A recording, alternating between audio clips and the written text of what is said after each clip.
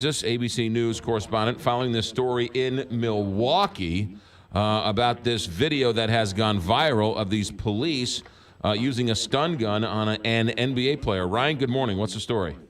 Good morning. Yeah, it sounds like a lawsuit is coming very, very soon. Sterling Brown, the player for the Milwaukee Bucks, a rookie this season, played in 52 games, averaged about 4 points.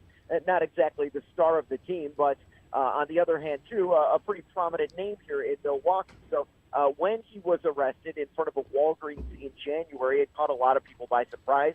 We saw the video yesterday. It was released publicly. If you haven't had a chance to see this, Sterling Brown comes outside of the Walgreens at 2 a.m. He parked illegally. He parked across lines close to the front door. As he walks out, the police officer confronts him, asks him for his identification, asks him who he is, asks him about the car, and they start jawing back and forth with each other. The officer getting pretty aggressive in these conversations with Sterling Brown. Within 8 minutes, Brown is completely surrounded by 8 police officers. He puts his hand in his hoodie pocket. That's when the officers yell for him to take his hands out of his pockets. They take him down to the ground and use a taser on him. They detained him briefly. He was arrested but never charged with anything.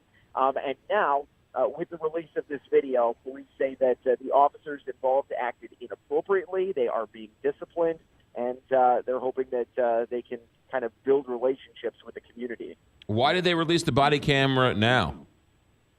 Well, it sounds as though that the lawsuit was coming and they knew it was, so the video was probably going to be released in one form or another very, very soon. And they're trying to speak to transparency in the department. They're trying to, talk about how open they are with these kind of public events. Remember, in 2016, there were some serious riots here in Milwaukee that led to dozens of injuries, dozens of arrests. There were buildings that were set on fire, all related to a police-involved shooting, and they didn't want to see something like that happen again. So, Ryan, I looked at the video, and initially, though, it appears to me that Sterling Brown really didn't accommodate the officer when he asked him his name, when he asked him to back up, and he really wouldn't do that. Yeah, the one thing I can say, I mean, the mayor says that he was offended by it. I mean, the police chief has said that the police acted inappropriately. It sounds as though, and some of it may be off camera a little bit, but upon his leaving the Walgreens store and approaching his car, Sterling Brown is not happy that the officer put his hands on Sterling Brown. And that's kind of where the jawing goes back and forth. He doesn't like that he was touched. The fact of the matter is, when you step back after watching that 14 minutes of tape, you realize that someone was essentially tasered, for double parking in a spot, and that, I think, is ultimately what's led to the frustration of the police discipline. Which, by the way, we don't even know what that police discipline is at this point.